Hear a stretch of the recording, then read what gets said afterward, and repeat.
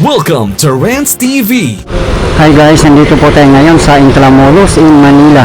Please samahan niyo po akong mamasyal dito at titingnan po natin kung ano po ang mga latest development po dito.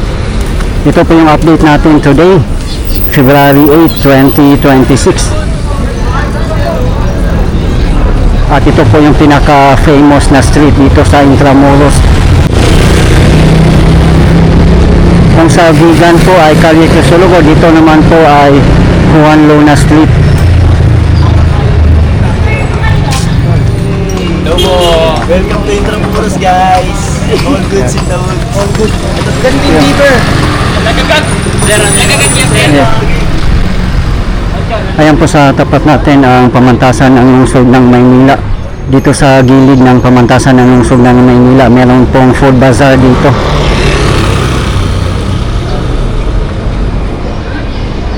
Ayan po yung napakagandang pamantasan ng lungsod ng Maynila. Marami din po mga schools dito, katulad ng Lyceum of the Philippines University, Mapua at Letran. Kaya kung gusto nyo po mag-aaral dito sa Intramuros ay napakaganda po. Diyan lang po paglabas natin sa Banangunahan ay Rizal Park na po. Pwede pong lakarin guys kung galing po kayo dito o kung galing po kayo ng Rizal Park, napakalapit lang pong lakarin.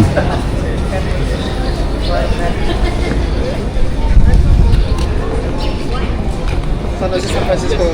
What? What was that? What did you say?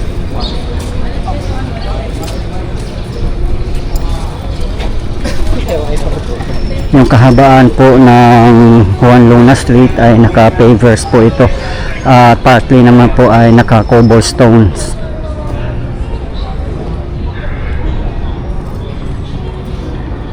Sa ngayon po, meron pa po tayong makikitang mga spaghetti wires po dito. Hindi pa rin po nila nalalagay sa underground. Maganda nga po sana guys, magkakaroon po sila ng underground cabling system para mas malinis, maganda at organized tingnan.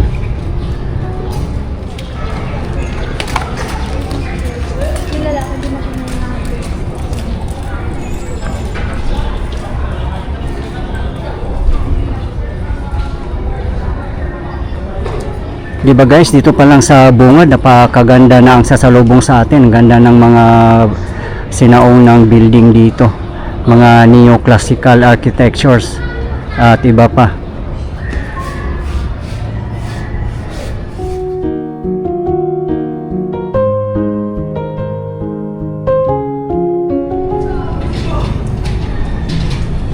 Abangan na lang po natin guys, baka kasama po itong underground cabling system sa Intramuros Rehabilitation kasi po ongoing pa rin naman po.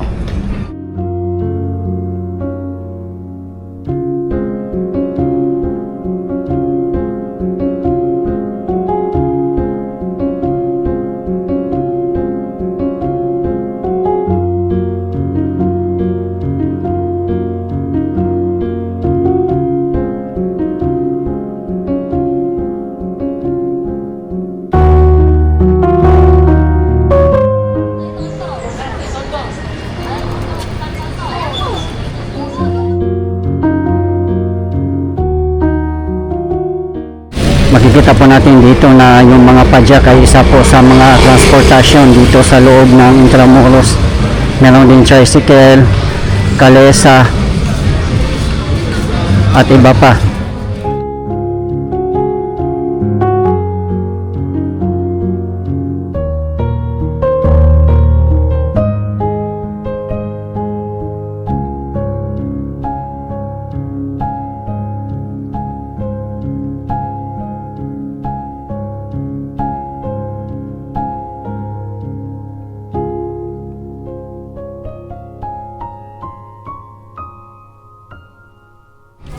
Marami pa rin nga pong nakatira dito sa loob mismo ng Intramuros.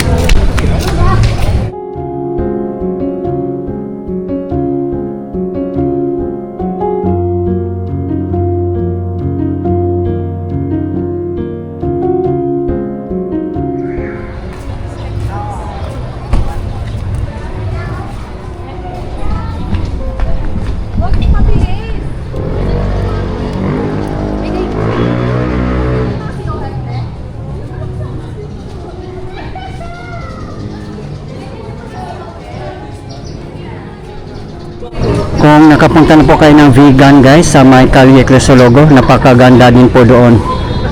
At makikita natin doon na wala pong mga spaghetti wires.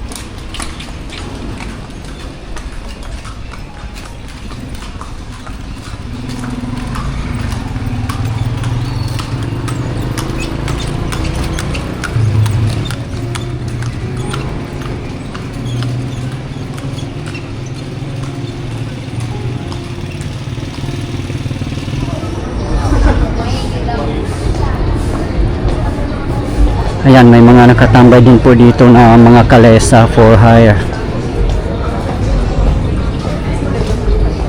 Dito naman sa area ng San Agustin Church ay naka-cobblestones na po dito.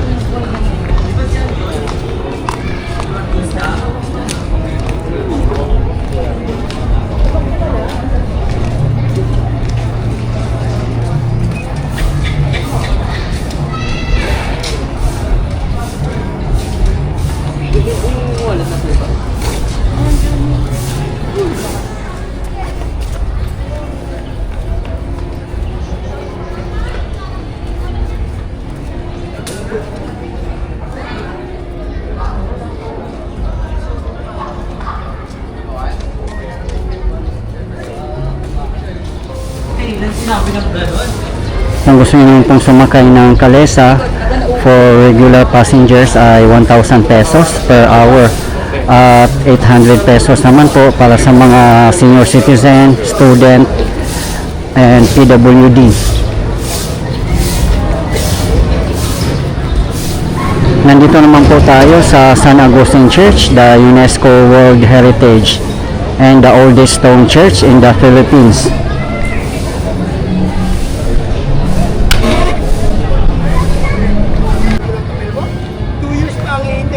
Bago mo palang nila i-stay mo. So dito po, only 1 year, you can have your regular.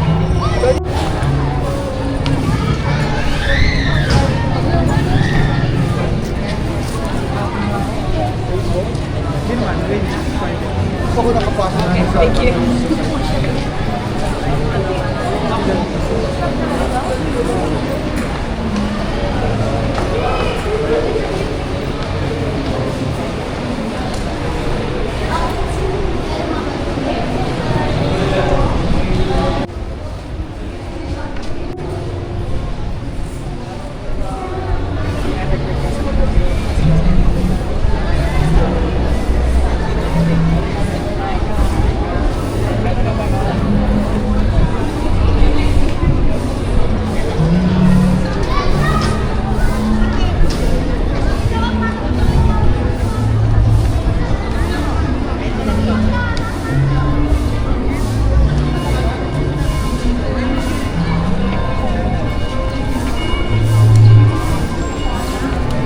Meron pong Los Frailes Cafe dito.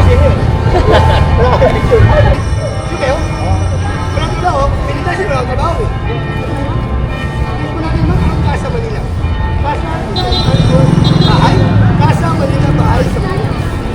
Diyan naman po sa tapat natin ang Casa Manila. Sa loob po niyan ay marami pong mga kainan at mga shop.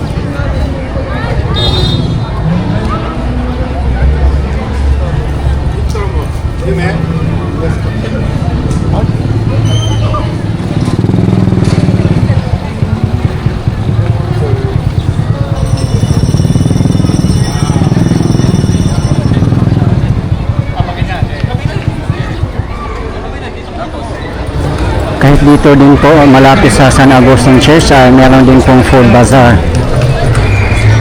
Sa bandang unahan lang po ang Manila Cathedral. Pupunta din po tayo.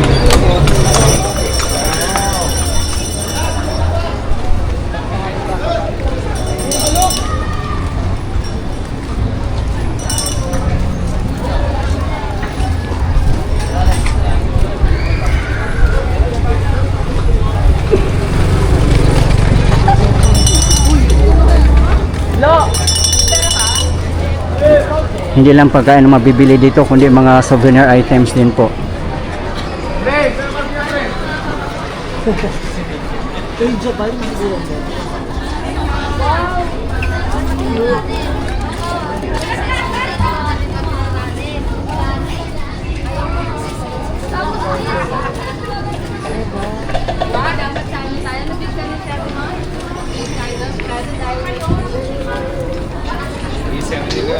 खाने की भी जगह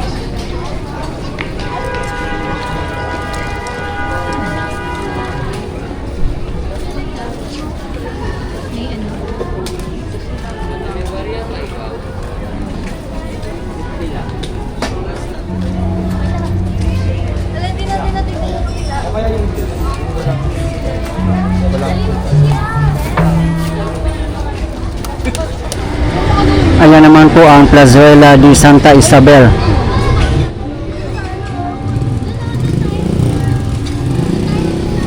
Nandito naman po tayo ngayon sa Arzobispo, corner Anda Street. Ayan po sa harapan natin ang Museo de Intramuros. At dito naman po sa kabilang side, ang Ateneo de Municipal. Nirestore na nga po nila ito, kaso lang po, shell lang po ang ginawa nila. Operational na po yan siya guys. Ayan po ay ginawa nilang event center.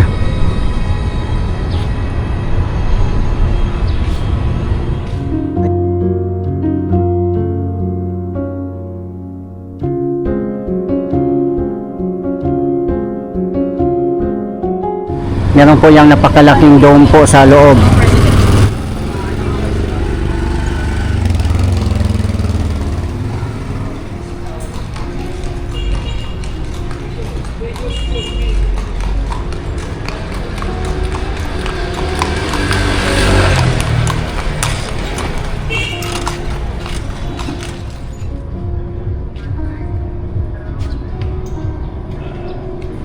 The Ateneo Municipal once stood on this site from 1859 to 1945. Nakapag-aral nga po dito ang ating pambansang bayani na si Dr. Jose Rizal.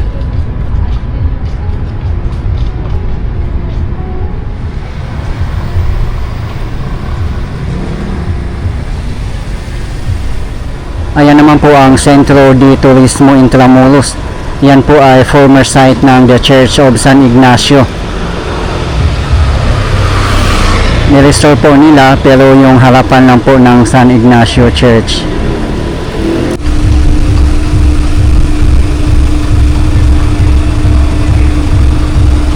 Katabi lang po mismo ng Museo de Intramuros. Yan po nakatayo ang San Ignacio Church from 1878 up to 1945.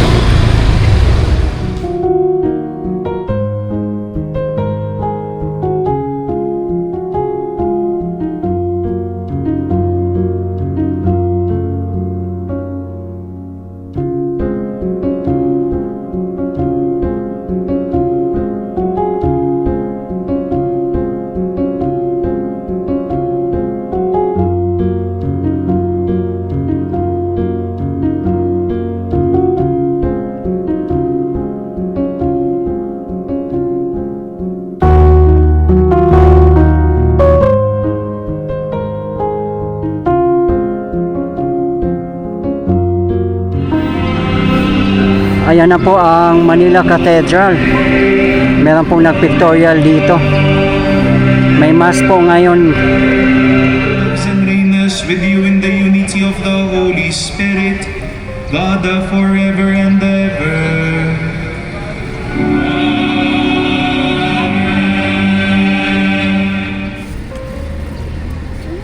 A reading from the book of the prophet Isaiah. Thus says the Lord, your vindication shall go before you, and the glory of the Lord shall be your rear guard. Dito na po tayo sa Plaza Roma, sa tapat lang po ng Manila Cathedral. Sa ngayon po wala pa naman pong nagaganap dito na rehabilitation, at marami nga din pong nagko-comment sa ating previous video dito na sana magkaroon ng rehabilitation dito at gawing world class park, kasi ito po yung pinaka-sentro ng Intramuros.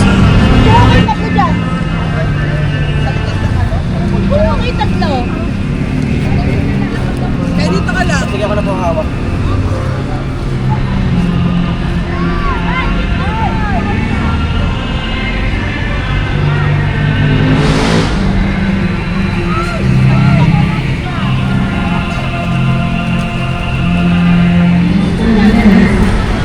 Paglabas po natin ng Plaza Roma ay ito na po yung Soriano Avenue. Ito po yung main road ng Intramuros. Makikita rin po natin dito na maraming mga kalesa nakapark, nag-aantay po ng mga passengers.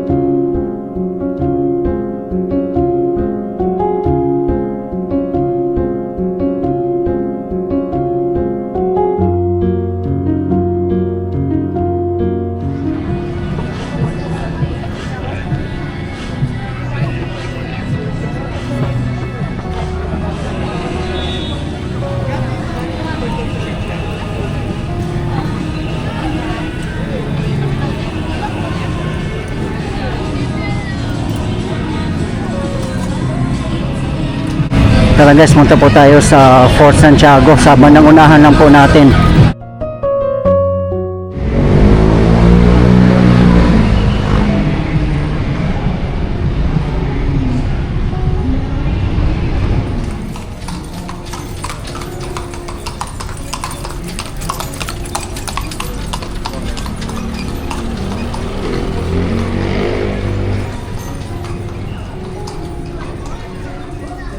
Sa mga hindi po nakakaalam, meron na pong Starbucks dito.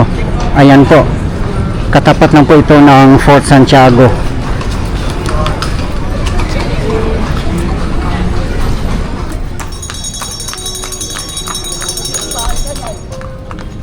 Dito na po tayo mismo sa labas ng gate ng Fort Santiago. Sa mga hindi po nakakalam, ang entrance fee po dito ay 75 pesos para sa mga regular visitors at 50 pesos naman po para sa mga PWD, senior citizen, and student. Ayan lang po ang entrance. Yan, paglabas nyo po ng Fort Santiago, marami pong mga kalesa dito nakatambay kung gusto nyo pong mag-hire. Sa mga hindi po nakakaalam, meron din pong exit dito or gate papuntang Pasig River Esplanade. Wala pong bayad kung mamasyal po kayo sa Pasig River Esplanade.